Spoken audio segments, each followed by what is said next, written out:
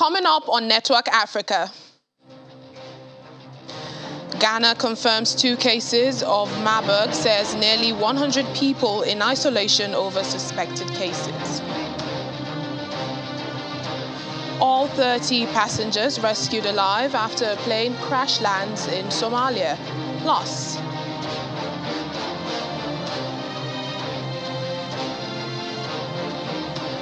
a border reopening between Sudan and Ethiopia as both countries reopen their border crossing.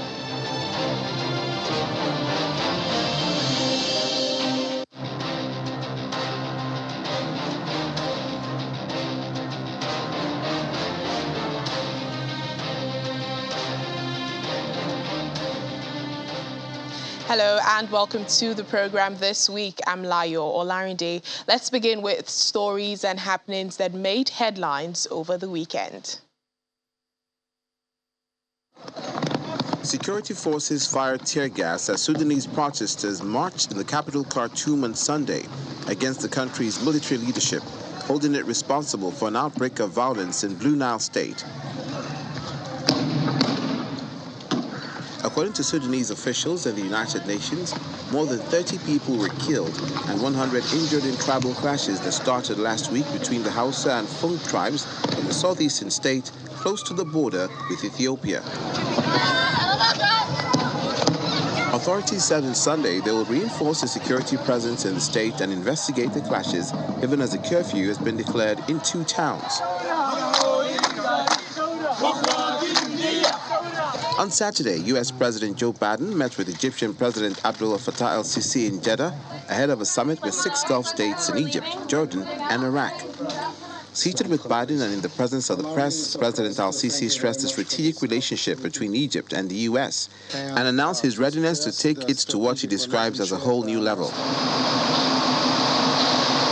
The head of the biggest Tunisian opposition party, the Islamist Ennahda, is warning that Tunisia's president is using a referendum on a new constitution to move back towards dictatorship. Rached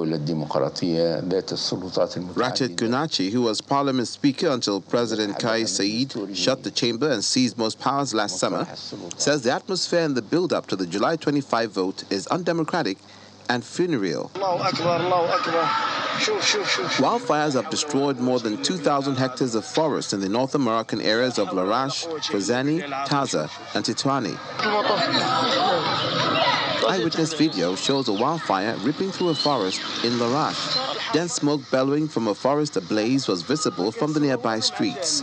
Local authorities say over 1,115 households have been evacuated from their villages as firefighters battled the blaze. Ghana has confirmed its first 2 cases of the deadly Marburg virus, a highly infectious disease in the same family as the virus that causes Ebola. Officials say 2 patients in southern Ashanti region died in hospital after contracting the highly infectious hemorrhagic fever. Their samples came back positive earlier this month and have now been verified by a laboratory in Senegal. Health officials in the West African nation say nearly 100 people are now in isolation as suspected contact cases. No treatment yet exists for Marburg, but doctors say drinking plenty of water and treating specific symptoms improves a patient's chances of survival. Officials are warning people to keep away from caves and thoroughly cook all meat products before consuming them. In Africa, previous outbreaks and sporadic cases have been reported in Angola, Democratic Republic of Congo, Kenya, South Africa, and Uganda.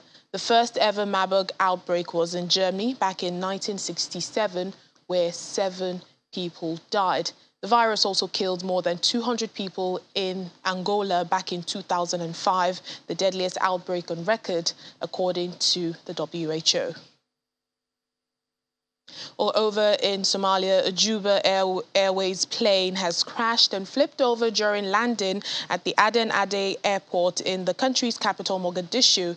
However, authorities say all 30 passengers and crew on board have been rescued alive. All pictures near the airport in Mogadishu showed a thick black smoke rising above the crash site.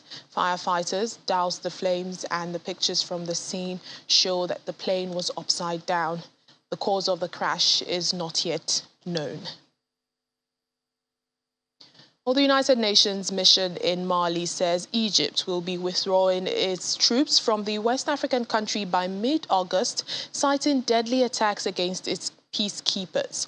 Briefing journalists in New York, the UN deputy spokesperson Farah Khan noted that 7 Egyptian soldiers have been killed since the beginning of the year. The permanent mission of Egypt has notified the UN that it will temporarily suspend its activities in support of the peacekeeping mission from starting August 15th. The decision is related to concern about the increase in attacks on Egyptian peacekeepers who escort convoys supplying bases in central and northern Mali. As you know, 7 Egyptian soldiers have been killed since the beginning of the year. The safety and security of peacekeepers is a top priority and essential to ensuring that we can carry out our mandated work to protect civilians and build peace in Mali and all other peacekeeping missions. We respect and deeply appreciate the service and significant sacrifice by Egypt and other countries contributing uniformed personnel to our missions, which operate in extremely difficult and often dangerous conditions. The UN is working closely with Egypt to address this issue. For example, on the issue of the suspension of rotations, the UN mission, MINUSMA, is continuing all efforts to meet with the Malian authorities and to address this issue without delay. We're doing our utmost to find ways to ensure the safety and security of the peacekeeping contingents themselves. But there's no getting around the fact that it is a dangerous task. It's been a very fraught situation on the ground, as we've told you repeatedly. But we'll see also what the results of the discussions with the Egyptians are before we consider what the next steps would be. Few weeks after its closure, Sudan has reopened a key border crossing with Ethiopia that it closed last month after accusing Ethiopia of executing 7 of its soldiers. Well, a statement by the Technical Committee of Sudan's Defense and Security Council says the decision was taken after Sudan and Ethiopia's leaders agreed to solve the problems that erupted at the border areas, and in return for the goodwill measures shown by the Ethiopian side to prevent the infiltration of armed elements into Sudan. The council adds that Sudanese security forces would intensify their patrols to prevent the movement of armed elements across the border that was reopened on Sunday. Sudan's military ruler, General Abdel Fattah al-Burhan, and Ethiopian Prime Minister Abiy Ahmed had met earlier this month in the Kenyan capital Nairobi amid the crisis. Well, the Galabat border crossing was closed on the 27th of June after Sudan accused Ethiopia of executing its soldiers. Well, several people have died and about 80,000 others have been displaced from their homes in the last 6 months following an upsurge of conflict in South Sudan's Tambura area located in western Equatorial State. All their green, fertile lands are now abandoned and untilled. Since the outburst of violence, the United Nations mission in South Sudan, UNMISS, has been conducting regular patrols in the area while also providing protection for the thousands of displaced civilians. Besides helping to de-escalate violence, the patrols also monitored and reported on various happenings on the ground. Now that there is some relative peace in the area, some internally displaced have returned to their homes, only to find destroyed farms, looted and burnt homes. We were in hiding, but when the war subsided, we decided to come back home in December.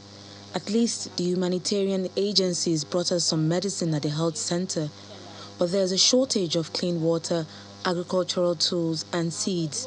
We lost all our livelihood during the crisis. The rainy season has started, and we're getting rained on as we do not have plastic sheets to cover our leaking shelters. Among the potential returnees is 50-year-old Margaret Matthew, a mother of 7.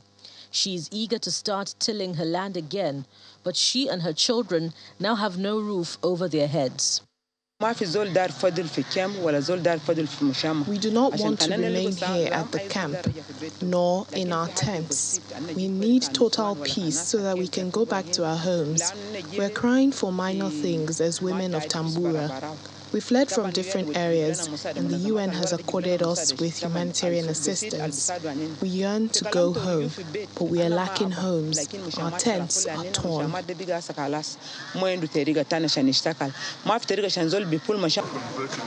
UNMISS hopes that durable peace can be attained in the area and that all the displaced people can return to their communities. During a visit to Tambura, the Deputy Special Representative of the UN Secretary-General flagged 3 priorities to help mitigate the conflict in Tambura. There has been improved, security conditions in Tambura, and for UNMISS, our priority areas for the next few months will be focusing mainly 3 areas. The first one is to strengthen the capacity of local peace committee in Tambura. The second one is to support dialogue, reconciliation processes between the Azondi and the Balanda communities. And third area, it is to launch a community violence reduction program targeting more than 200 youth in Tambura areas so that they can learn the vocational skills and to make a living and make a livelihood. For now, many of the displaced are still seeking refuge at the displaced people's camps within Tambura.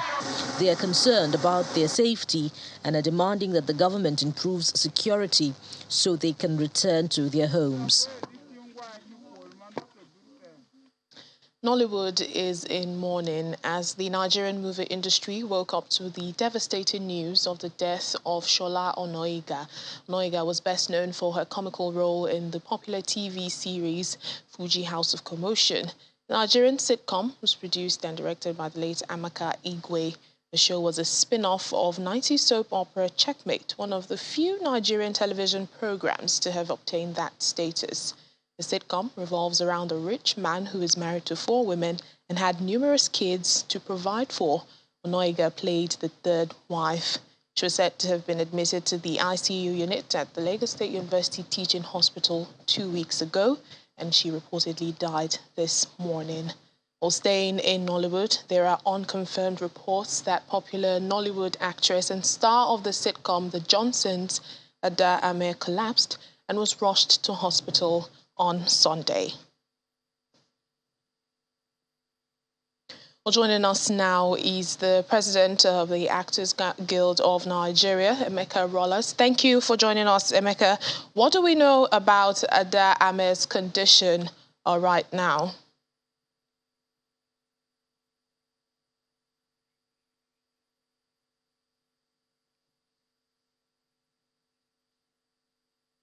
Emeka Rollas, if you can hear me, I was asking what we know about the condition of a popular Nigerian actress, Ada Ame.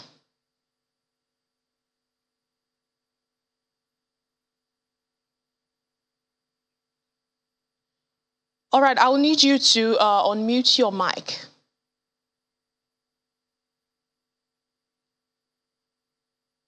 Okay. All right, I can hear you now. Can you hear me now? Yes, I can. Okay, this morning I just read online about the passing on of Adame, reported by the Nation's online newspaper, and I quickly began to make contacts to be sure of the information I got.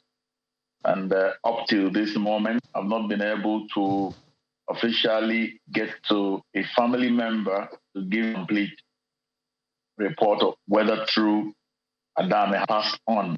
As I speak with you, I have dispatched somebody to Warri, where they claimed she died, and the person has not gotten to me until he gets to Warri and then call me back to give me details of what happened yesterday.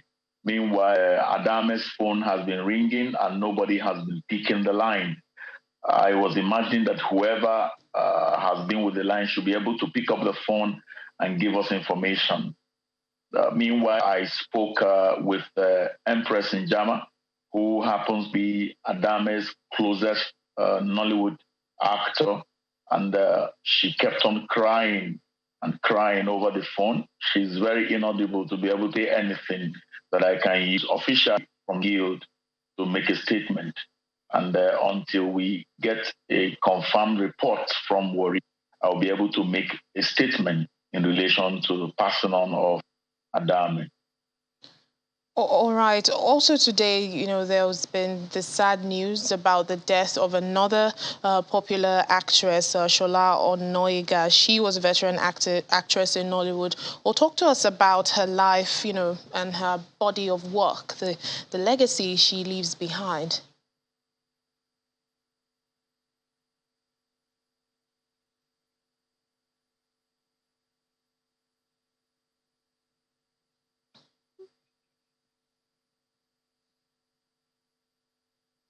We seem to have lost the connection with Emeka, but still ahead on the program.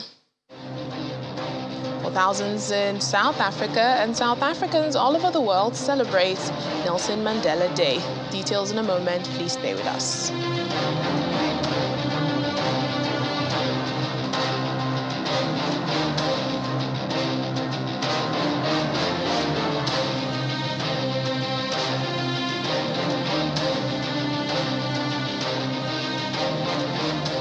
Welcome back to the program. We continue in South Africa. The country is also mourning as President Ramaphosa has declared a special official funeral Category 2 for the late struggle stalwart and ANC Deputy Secretary General Yasmin Jessie Duarte. Duarte, who was a committed gender activist and played a vital role in South Africa's liberation struggle, was said to have passed away in the early hours of Sunday, losing her 8th-month battle with cancer at the age of 68. Well, the presidency says that Ambassador Duarte was a long-time anti-apartheid activist who served as special assistant to former President Nelson Mandela and struggle stalwart Walter Sisulu. Well, South Africa's first black president and a world leader for peace, Nelson Mandela's legacy continues to be celebrated worldwide, with July 18 commemorated as Nelson Mandela Day every year. Well, to recognize Mandela's contribution to peace and culture, the United Nations General Assembly in 2009 marked his birth anniversary as a day of international recognition. Affectionately called Madiba, Mandela was among the greatest heroes of history. He was born in 1918 into the Madiba clan of South Africa. Mandela closely identified with ancestral annals of the freedom fighters and dreamt of making his own contribution to the freedom struggle of his people. He fought to end apartheid, the system of discrimination that separated people based on race. In 1994, he was inaugurated as South Africa's first democratically elected president. Well, each year on this day, people from across the globe celebrate the first black president of South Africa, Nelson Mandela's birthday, by giving back to their communities. This year's theme is quoting the statesman, "Do what you can with what you have where you are." Well, we joined the South Africa's Department of Transport in partnership with the Road Accident Fund as they gave back to Buthanang Training Center for the Disabled in Tembisa, north of Johannesburg. Well, for their 67 Minutes project, they built them a backyard garden and planted a few vegetables like beetroot, cabbage, and spinach, and also painted afresh the building of the center. Today is commemorated not just by South Africans, but by the entire globe, commemorating and celebrating the life of a great man that sacrificed a great deal for all of us. So we're out in Tembisa, the community of Tembisa. We have found a multi-purpose center that basically provides early childhood development care to young children within the community, but also has got a facility that helps people with disabilities stimulate their growth and development. And so therefore we are here to just donate donate and give back and assist them rebuild their garden, and we're refurbishing the center that is in Tembisa. This is a very important activity for the kids here who are disabled, and I see that we'll be painting the house yellow, which is a happy color. So we hope that this will leave a living legacy for the year for them. It's important to sort of celebrate the day, but it also makes me sort of reflect on my role in, develop or be doing things for the community every day. So yeah, I mean, you have sort of this day that you have to spend time, servicing or giving back to the community. But I wanted really to hit home for about 67 minutes this year. We want to be planting here. We want to be planting various vegetables that the guys can then be able to harvest and get some vegetables from it every day. So we have our South Africa Bureau Chief, Betty Dibia, joining us now for more on this. Hello, Betty. What's the mood in the country at this time, even as, South Africa celebrates Nelson Mandela? Well, they're marking the day, but the country is overshadowed by a lot of things going on. But people have been going out and giving. I hope you have done something good today too. But different officials, individuals making food for those who don't have and distributing to the homeless, going to homes to help, giving back in the community in different ways. Some of the officials, like the president, was in the Eastern Cape province. That's the birthplace of Nelson Mandela. In some communities, he's also inspected water treatment infrastructure in the place. That area, there is a severe drought in that province. So he's done all that. The Minister for International Relations and Cooperation, Naledi Pandor, was with the members of the diplomatic corps somewhere in Pretoria, a township called Atteridgeville, where they went to a hospice.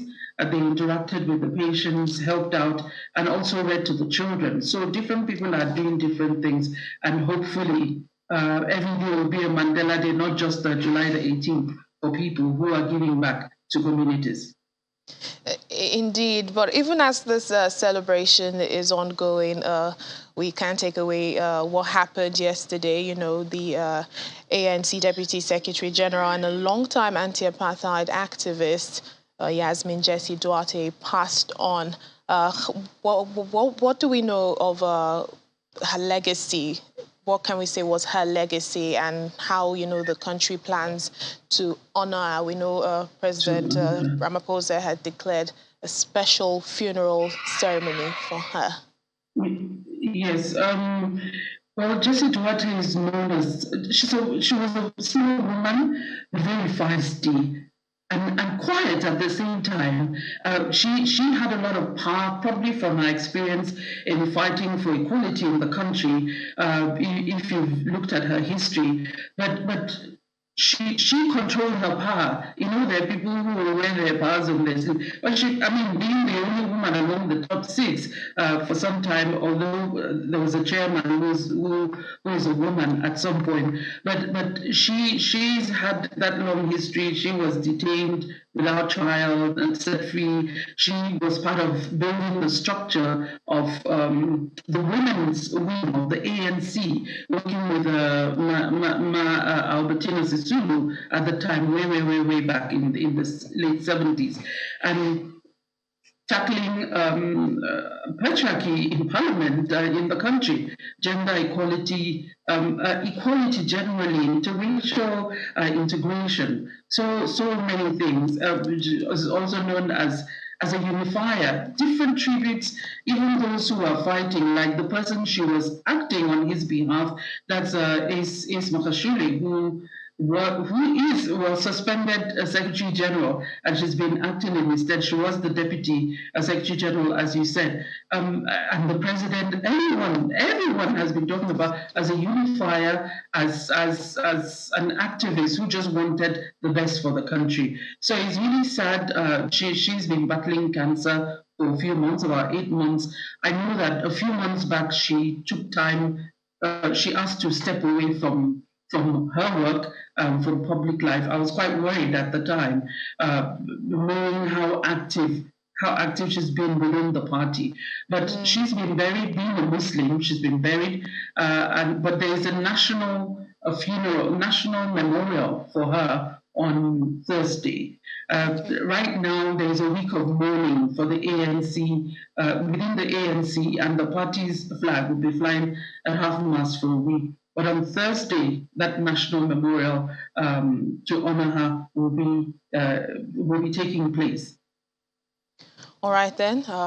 Thank you, Betty, our South Africa Bureau Chief, and happy Nelson Mandela Day to you. You too. Do something good. Thank you. And that's it on the program for today. Thank you so much for watching. I'm Layo Olarinde.